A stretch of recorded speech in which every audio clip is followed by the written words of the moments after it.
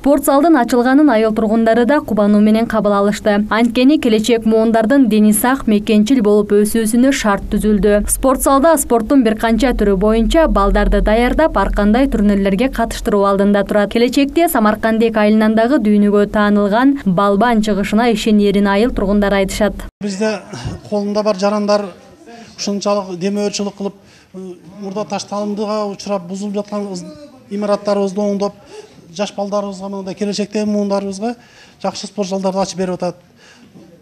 Алла билет, булардын ичинен келечекте жакшы кыргыздын желегин көтөргөн жаштардан чыгып калышы мүмкүн. Акжол Махмудовдай же Айсулуу Тунибековадай спортсмендер чыгып калышы мүмкүн. Ошо демөөрчүлөргө рахмат дейм.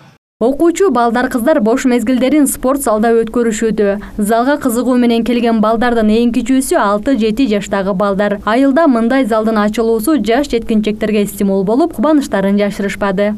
Менин мотивациям бул Айсулуу Тунибекова болгон. Анткени анын кичинемден бери эле ошону көрүп, ошондой болом, мен ушуга жетем деп келгенмин. Жана дагы көптөгөн нерселерди кылган. Ошо Кыргызстан үчүн Кыргызстандын атын 3 жолу алдыга чыгарып көргөзгөн, Азия чемпионаттарына барып келген.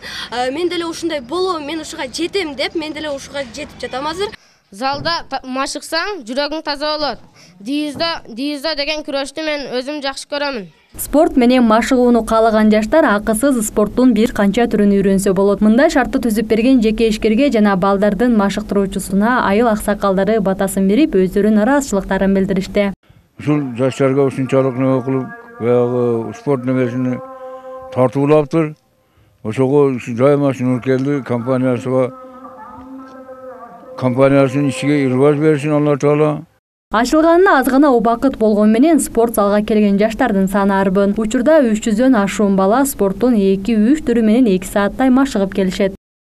Саякат Абдырасул кызы, Абдулемит Абдуманап уулу, Алтын бешик жаңылыктары. Молодец, жетип жатыр.